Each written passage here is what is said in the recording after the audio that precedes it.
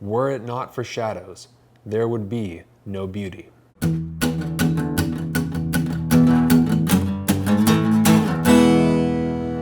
than food, man. Good afternoon, everyone. Welcome to Better Than Food Book Reviews. I'm your host, Cliff Sargent. Hope you're having a damn fine day.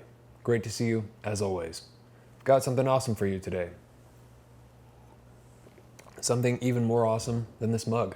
In Praise of Shadows, a 1933 essay by Jun'ichirō Tanizaki. It discusses many things, but basically it's an examination of the differences between Western and Eastern culture, and the Western appreciation for all things light and bright, and the Eastern appreciation, or the Japanese appreciation for things with shadows and darkness. The translator Thomas J. Harper said that the style it's written in is not unlike stream of consciousness, and I agree. It's all over the place. This is what makes the essay so enjoyable. Now that I think about it, that's sort of how my reviews are. People have complained about structure and the lack thereof. I just like to pretend that you and I are having a casual chat about books over coffee.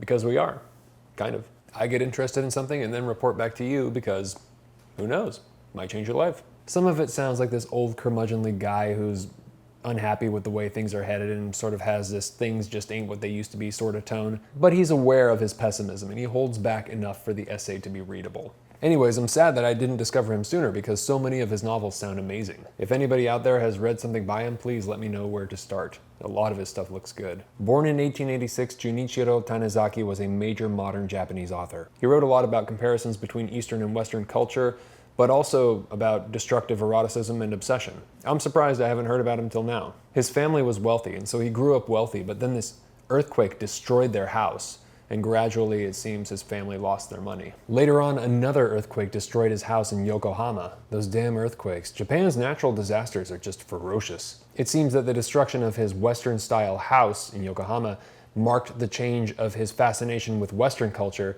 to that of Eastern culture and Japanese culture. He was an admirer of Western culture from early on, so this book must be from the post-honeymoon period where he begins to appreciate the great things about Japan. Maybe that's just the natural progression. You fall in love with something and then the complete opposite. I don't know. So the book is similar to Natsume Soseki's Kusamakura, the appreciation for the small things, objects, colors, light, textures, taste. Soseki wrote that book seemingly without plot, with the only goal in mind, it seems, to open a space to allow for pure poetic beauty. Tanizaki's goal, if there is one, or maybe desire, is to open a space to allow for the appreciation of shadows, of darkness. What a strange thing to write about and describe. There's something beautiful about it. It reminds me of another book given to me by my friend Brian, which was a book by Alan Badiou called Black, the Brilliance of a Non-Color. This isn't to say that Tanizaki is writing about nothing, but it's sort of like writing a piece on the appreciation of negative space. Instead of the appreciation for something, it's the appreciation for the lack of something. Sometimes appreciation for the obscuring of something, making it mysterious and desirable. And maybe this is the difference in contrary mode of thought juxtaposed with our Western thought of more, bigger, brighter, better, healthier, longer, stronger, the best, right? Whereas here it's an appreciation of minimalism, of mystery, of subtlety, of partially concealing beauty in a way that makes it all the more attractive. Not only in, in dress, but also in food and in architecture. The essay doesn't rigidly adhere to a structure. It wanders. It's more like a conversation than a lesson. It's a book about the difference in Western and Japanese thought, taste, and aesthetics. It's not a declaration of superiority or a condemnation of the West. I mean, like I said, he admired the West when he was younger. I suppose he just, it's sort of, this is the period where he's a little bit concerned about everyone's imitation of the West, It's also not that simple, of course, that we like light and they like darkness. It's exploring the differences in thinking, in ideals. It's bigger than that, right? One of the examples that is gonna stick with me, probably show up in some nightmares, is this act called ohaguro, the dying black of one's teeth, which was actually seen as beautiful in the Meiji period. And I'm not saying that they'd find that beautiful in Japan now, but it is interesting. It is one of those, it falls in line with the themes of the book, but That is some creepy shit. Gotta look that up. Ohagiro. I mean, I'm sure many Japanese people probably find it creepy today as well. Yeah, dyeing your teeth black and shaving off your eyebrows. Some interesting practices back in the day.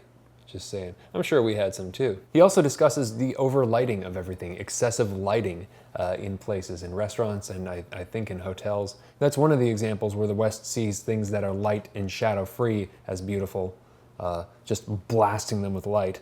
The atmosphere is very similar to Soseki's Kusamakura, about the artist who goes to the mountains to write poetry and discover beauty, basically. Sometimes it's pleasantly eerie, and sometimes it's funny.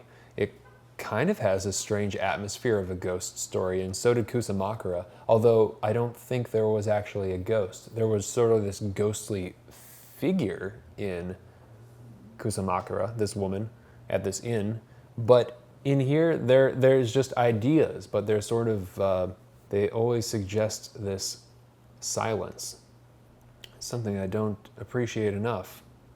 I think I used to appreciate more silence in the YouTube videos, and I stopped because I didn't want to waste everybody's time. But sometimes, if you want to make a point, there's nothing quite like a good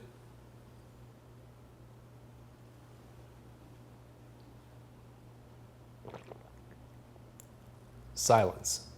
So Tanizaki, like Soseki, was concerned with the radical change in Japan after the Meiji Restoration, when, the gates opened up, basically. The accelerated industrialization and the opening up to an imitation of the West. He was particularly concerned with the influence of the West and America. And within his In Praise of Shadows, there is this concern with Japanese identity. It isn't that he's overtly nationalistic, for all his criticism of the West, he's also critical of his own culture. Instead, it's this tone of displacement, this longing for full expression of himself and his culture. It comes from his desire to understand and to have pride in where he comes from and who he is. One thing I'll note, in 1933 he was only 47, but when you read this, he comes off as so much older and get off my lawn. I've never read a book like this that discusses the intimate beauty of dark spaces. Literally, physical dark spaces. At times it may seem like he's overly sensitive, but it's true, excessive lighting can really kill a mood. While darkness can be associated with danger or the negative, it is what accentuates beauty. There's a great line that sums it up. I think this is a well-known one. A phosphorescent jewel gives off its glow and color in the dark and loses its beauty in the light of day. Were it not for shadows, there would be no beauty. He discusses candlelit restaurants and dark alcoves in Japanese houses and lacquer bowls with soup in them. He even discusses his appreciation for dimly lit toilets near the beginning of the book. That's one of the best parts. Every time I am shown to an old, dimly lit, and, I would add, impeccably clean toilet in a Nara or Kyoto temple, I am impressed with the singular virtues of Japanese architecture. The parlor may have its charms, but the Japanese toilet truly is a place of spiritual repose. It always stands apart from the main building at the end of a corridor, in a grove showered with leaves and moss. No words can describe that sensation as one sits in the dim light, basking in the faint glow reflected from the shoji, lost in meditation or gazing out at the garden. The novelist Natsume Soseki counted his morning trips to the toilet a great pleasure, a physiological delight, he called it. Who has the courage to discuss the pleasures of using the toilet like that, so poetically, with such conviction and true appreciation for beauty that is never discussed? I mean, that is ballsy. 1933, no less. I mean, this guy is not. If the impression you got was that he was really conservative or something like that, or that he was kind of like stuffy, banish the thought, right? He's quite.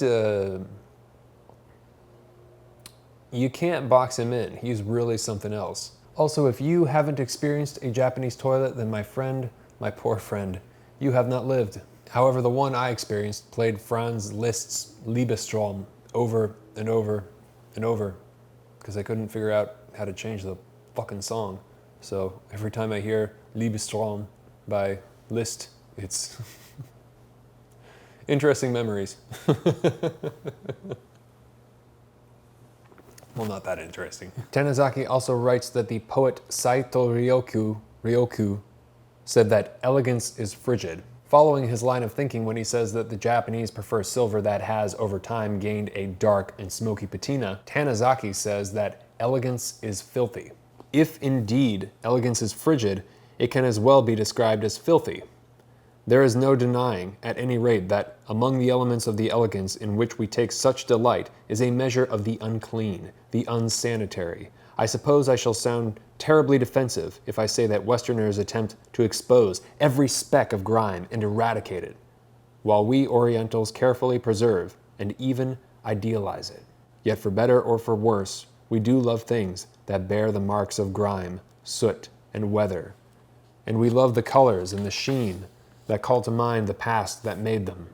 Living in these old houses among these old objects is in some mysterious way a source of peace and repose. That's nice. So who should read it? Anyone who wants to acquaint themselves with the perspectives of different cultures. Travel is a great tool to shift your perspective, but so is literature. And anyone who wants to read the great modern Japanese authors. I'd add this to your list, as well as Natsume Soseki, Kobo Abe, and of course Yukio Mishima. I still have to get to Kawabata, Osamu Dazai, and Kenzaburo Oi. Better than food. Now who's gonna get it for the coffee lottery? Where is that thing? Time for the coffee lottery. The coffee lottery, for those of you who are new, is where I take all the names of the patrons on Patreon who have donated $5 or more per video. I place them in this mason jar. I pull out a name for each review I do, and whoever's name I pull out, I send them a hard copy of the book I'm reviewing, plus a bag of coffee, roasted by yours truly. If you would like to get in on that, you can head to patreon.com/booksarebetterthanfood and donate $5 or more per video. $1 or more per video will get you access to the patron-only reviews. And I just uploaded a great patron-only review of one of my most favorite short stories of all time. It's terrific. Thank you so much to all the patrons. I sincerely appreciate it, and good luck to everyone. All right, here we go.